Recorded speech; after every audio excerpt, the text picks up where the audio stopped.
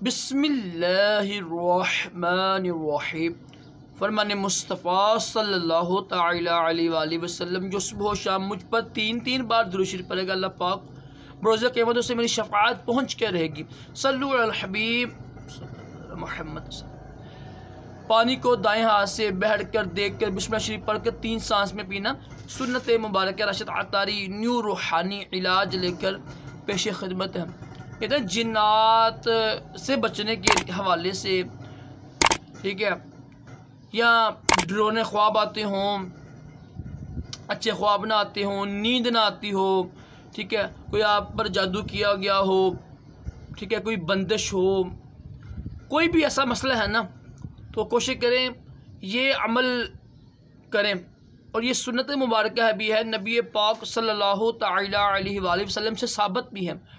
تو اس عمل کی برکت سے انشاءاللہ آپ کو نیند بھی آئے گی، جنات، جادو، بندش، رکاوٹ میں دور ہوں گی انشاءاللہ۔ اگر دیکھیں نا کہ جسم باری باری ہو جاتا ہے آپ کو سوتے وقت، دیکھیں نا جسم باری باری لگ رہا ہے آپ کو، کوئی ایسے اوپر بیٹھا ہوا ہے آپ کے، ایسے محسوس ہوتا ہے کبھی کبھی نا، تو یہ ساری بیماریوں کا ایک ہی حل ہے، اور وہ ہے سنت پر عمل کرنا۔ سنت پر عمل کس طرح کرنا ہے؟ آپ نے رات کو سوتے وقت نا، جب آپ نے رات کو سونا نا، تو پہلے آپ نے اول آخر درود شریف پڑھ کے سورۃ اخلاص، قل شریف، قل هو اللہ شریف، قرآن پاک کی سب سے 3 آخری صورتیں، سورۃ اخلاص اور سورۃ فلق اور سورۃ ناس، قرآن پاک کی سب سے آخری 3 صورتیں، 3 قل شریف، ان کو پڑھنا ہے ایک بار، اور پڑھ کر اپنے ہاتھ میں پھونک مار کے نا پورے جسم پر نا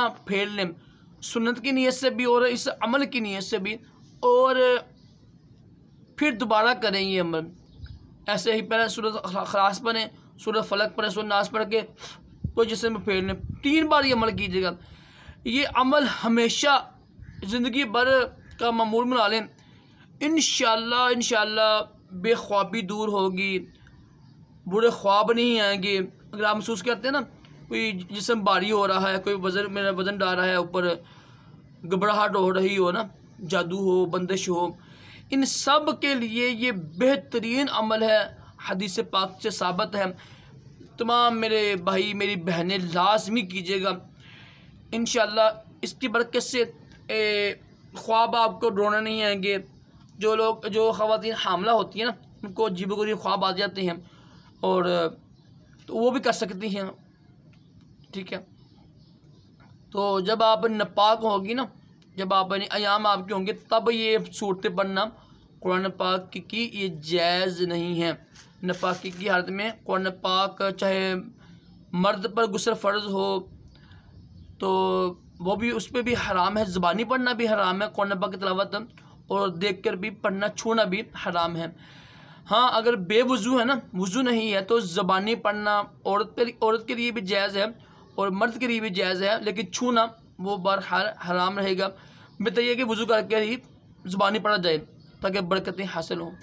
لازمی عمل کیجیے گا، انشاءاللہ اس کی برکت سے آپ کو بڑا فائدہ ہوگا۔ اللہ پاک ہم سب کو بھی جنات سے دور، یعنی محفوظ رکھے، جنات سے حفاظت کرے، ہماری برے خوابوں سے محفوظ رکھے، بندشوں سے، یہ رکاوٹوں سے دور رکھے، اور اپنا قرب عطا کرے، دونوں جہانوں کی بلائیاں عطا کرے، تمام جسمانی روحانی بیماریوں سے محفوظ رکھے۔ آمین کہا، کیا پتہ کس کی آمین قبول ہو جائے۔ صلو علی الحبیب صلی اللہ علیہ محمد صلی اللہ علیہ وسلم۔